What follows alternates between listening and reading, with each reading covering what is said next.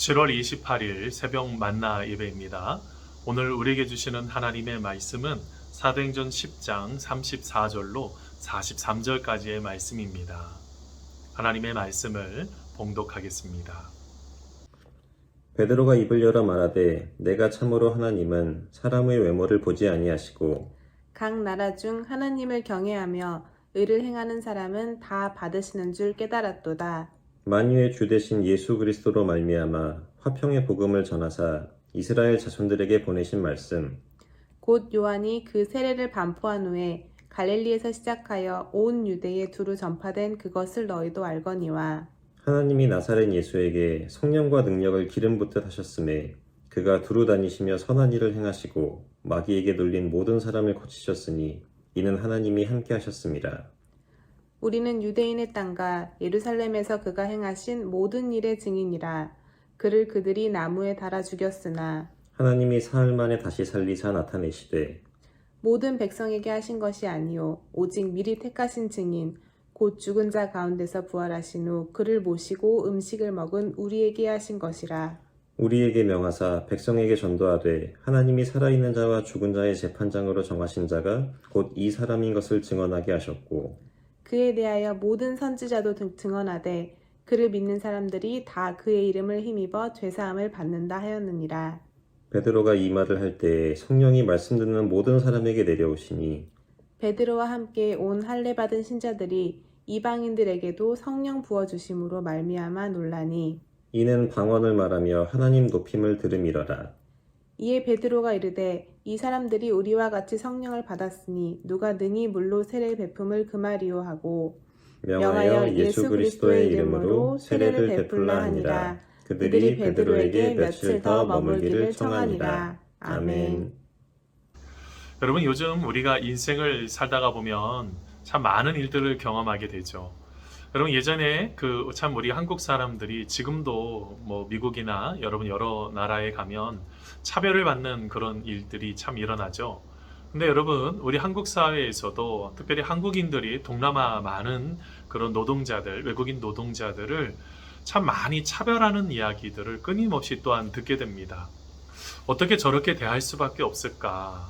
나중에 분명히 돌아올 거거든요. 부메랑처럼 뱅글뱅글 돌아서 다 돌아올 텐데 저렇게 어떨 때는 자기 이익을 위해서 그 많은 사람들을 저렇게 희생시키고 함부로 대하는 모습을 대할 때마다 마음이 참 무겁습니다. 여러분, 이것은 우리 그리스도인들은 좀 깊이 생각을 한번 해봐야 됩니다. 우리가 건강하게 세워가야 되는데 혹시 건강하게 세우지 못하는 여러 가지 요인들 우리가 다시 한번 되돌아보는 그런 시간들이 굉장히 중요한데요.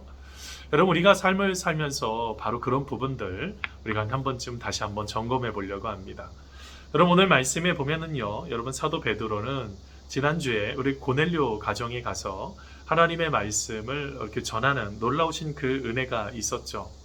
그때 여러분 베드로가 여러분 얼마나 그의 마음속에 깜짝 놀랐을까요? 우리 자신만 선택을 받았는지 알았는데 이렇게 멋진 사람들이 많이 예비가 되어 있었던 것입니다. 특별히 여러분 오늘 말씀에 보니까 이제 베드로가 깨닫게 되었던 것에 대한 그 나눔이 나타나는데요. 오늘 말씀에 보면 뭐라고 말합니까? 오늘 말씀 34절, 35절에 보니까 이런 말이 있습니다. 베드로가 입을 열어 말하되 내가 참으로 하나님은 사람의 외모를 보지 아니하시고 각 나라 중 하나님을 경외하며 의를 행하는 사람은 다 받으시는 줄 깨달았도다 라고 말합니다. 오늘 말씀에 보니까 베드로는 뭐래요? 하나님께서 사람을 외모로 가리시는 분이 아니시라는 거예요. 여러분, 이것은 굉장히 중요합니다.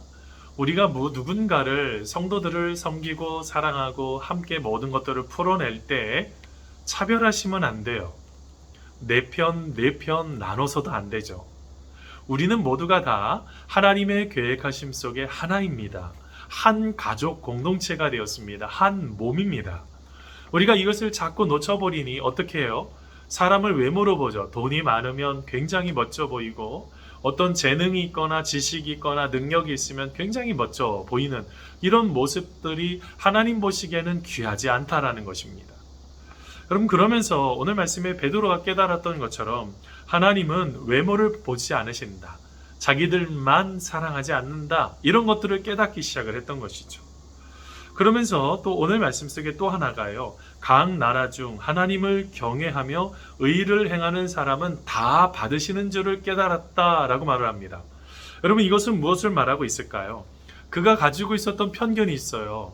유대인들만 사랑하고 유대인들만 하나님께서 선택하셨다는 그 편견을 지금 스스로 깨고 있는 것입니다. 그럼 이것을 통해서 우리가 무엇을 깨달아 볼 수가 있어요? 하나님은 어떤 조건이나 능력이나 무엇인가를 갖고 있어서 사랑하시는 분이 아니시라 있는 모습 그대로를 사랑하시는 분이 바로 우리 주님이시라는 것이죠. 여러분 이것은 너무너무 중요합니다. 우리가 신앙생활하면서 하나님은 모두를 다 받기를 원하고 계세요. 나누지 말고 차별하지 말고 하나님 모두를 사랑하시는 그 사랑으로 여러분 그것을 깨닫는 바로 그 삶이 중요한 것이죠. 여러분 그러면서 오늘 말씀의 베드로는요. 그의 삶 속에서 이렇게 놀랍도록 역사하신 그 놀라우신 손길을 기억하면서 그가 기억하고 있는 예수님이 누구이신지를 선포하기 시작을 합니다. 그럼 오늘 말씀에 보면은요. 예수 그리스도에 대한 베드로의 선포 중에 제일 첫 번째가요. 예수님은 만유의 주시다라는 것을 첫 번째로 선언합니다. 만유는 뭐예요? 모든 세상을 말하는 것이죠. 우리 주님께서는 여러분 그 모든 것들을 다 만드시고 화평의 복음을 전하사 모든 사람이 다 예수님을 믿을 수 있도록 만드시는 분이 바로 우리 예수님이시라는 것이죠. 여러분 그거 믿으십니까? 지금도 세상 모든 만물을 통치하시고 다스리시고 우리를 붙잡아 주시는 하나님의 손길이 있음을 여러분 믿고 계세요?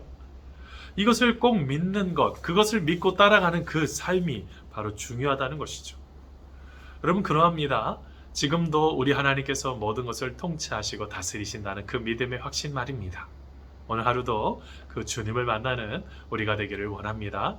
그러면서 두 번째로 이 땅에서의 십자가의 죽음과 그 다음에 부활에 대한 이야기를 하고 계십니다. 여러분 오늘 말씀에 예수님은 우리를 위해서 죽으셨죠. 여러분 우리의 모든 죄를 다 짊어지시고 십자가에 달려 돌아가신 것입니다. 자 그런데 돌아가신 것으로 끝나지 않으셨어요. 어떻게 했어요?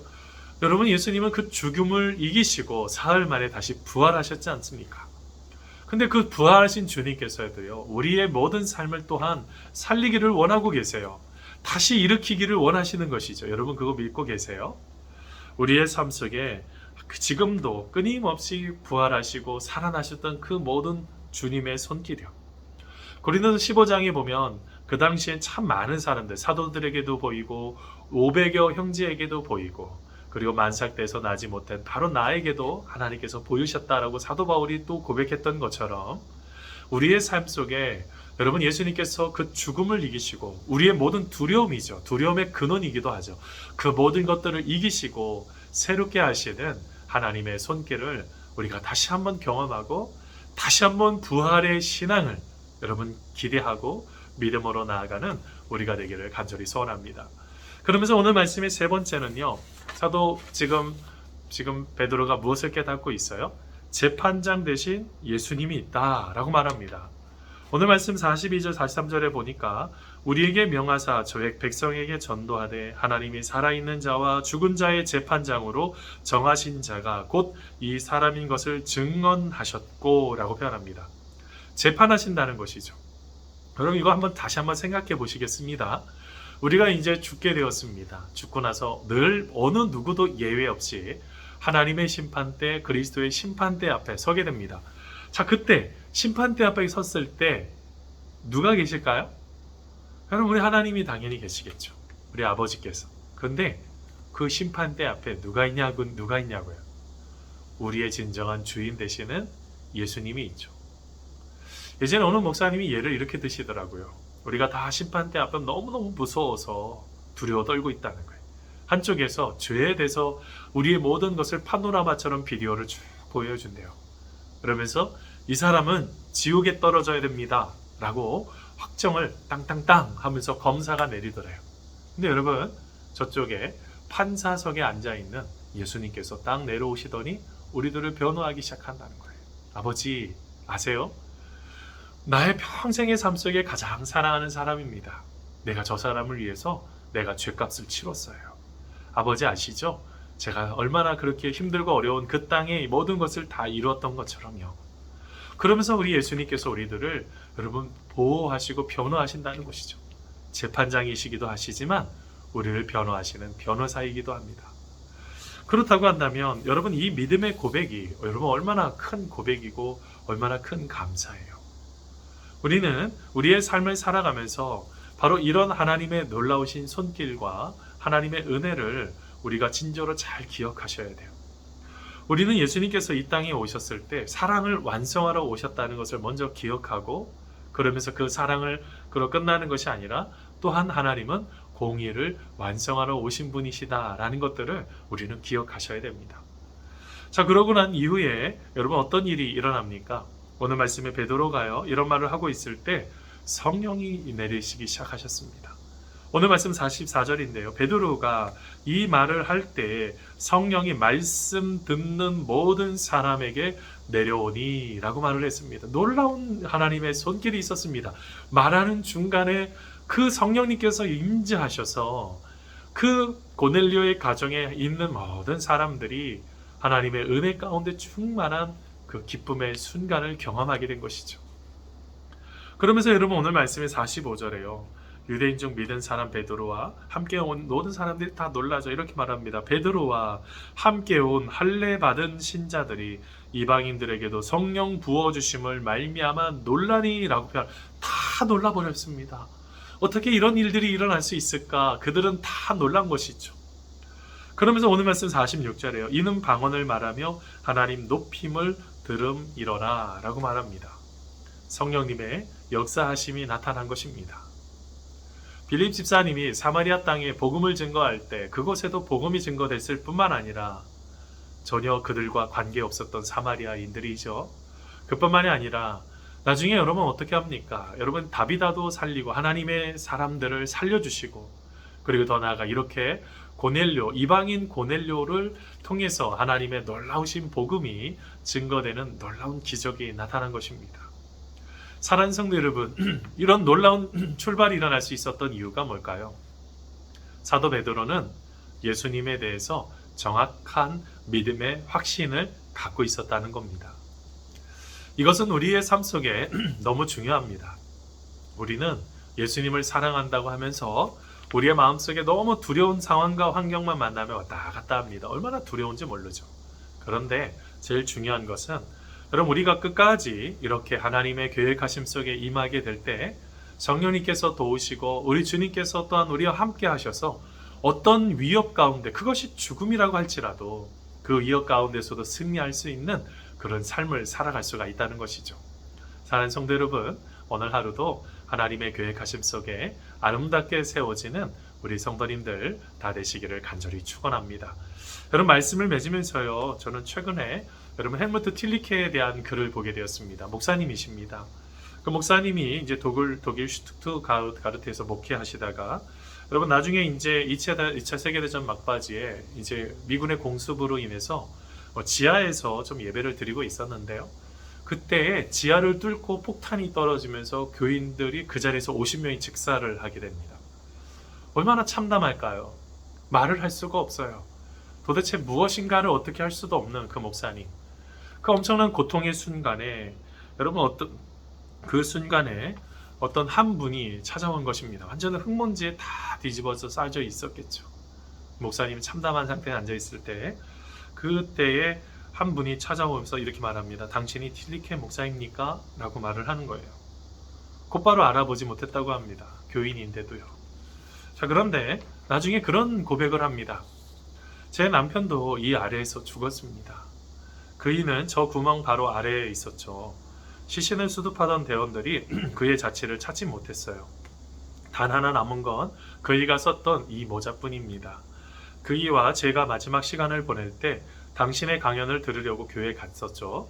이제 이 폭탄 구멍 앞에 서서 당신께 감사를 드리고 싶군요. 당신은 그 일을 영원한 곳으로 인도해 주셨어요. 라는 말을 했습니다. 너무 얼마나 놀랐을까요? 지금 남편이 죽은 것입니다.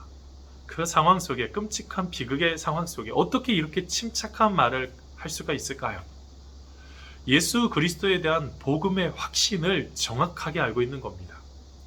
죽음에 대한 두려움이 없었을까요? 분명히 있었을 거예요. 그런데 그것보다 더 강하고 더 컸던 게 무엇이었냐면 부활에 대한 확신이었던 것입니다. 여러분, 우리의 삶 속에 이런 믿음의 확신을 가지실 때 우리는 어떻게 됐을까요? 차별하지 않는 인생이 돼요. 부활의 확신을 갖게 되었을 때 모든 사람을 다 끌어안을 수 있는 공동체적인 생각을 가질 수가 있어요. 여러분, 우리가 모든 삶 속에 여러분 하나님만이 모든 것을 영원히 살릴 수 있음을 기억하고 오늘 하루도 하나님 안에서 한번 살아가 보세요. 하나님께서 우리의 인생을 가장 좋은 것으로, 가장 선한 것으로 이끄시는 하나님의 손길을 여러분 경험하게 될 줄 믿습니다. 우리 같이 기도하겠습니다. 하나님, 우리를 진심으로 살려주시고 진정으로 이끄시는 하나님의 놀라우신 손길이 우리의 모든 삶 속에 필요합니다. 하나님 도와주시고 하나님 함께하여 주셔서 하나님 앞에 영광이 되고 기쁨이 되는 삶을 살아갈 수 있도록 우리의 삶을 이끌어 주시옵소서. 우리의 모든 것 아름답게 세워주실 줄 믿사오며 예수님의 이름으로 기도하옵나이다. 아멘. 우리 주기도문 하심으로 예배를 마치겠습니다. 하늘에 계신 우리 아버지, 아버지의 이름을 거룩하게 하시며 아버지의 나라가 오게 하시며 아버지의 뜻이 하늘에서와 같이 땅에서도 이루어지게 하소서. 오늘 우리에게 일용할 양식을 주시고 우리가 우리에게 잘못한 사람을 용서해 준 것 같이 우리 죄를 용서하여 주시고 우리를 시험에 빠지지 않게 하시고 악에서 구하소서. 나라와 권능과 영광이 영원히 아버지의 것입니다. 아멘. 사랑하는 성도 여러분, 오늘 하루도 하나님 안에서 아름답게 세워가기를 원합니다. 여러분, 이곳은 여러분 찬양대 연습실입니다. 함께 하나님을 찬송하고 함께 하나님 앞에 영광 돌리는 우리 귀한 성도님들, 그날이 올 때까지 하나님 안에서 아름답게 세워지는 우리가 되기를 바랍니다. 우리 계속 이어서 기도하겠습니다. 하나님 감사합니다. 하나님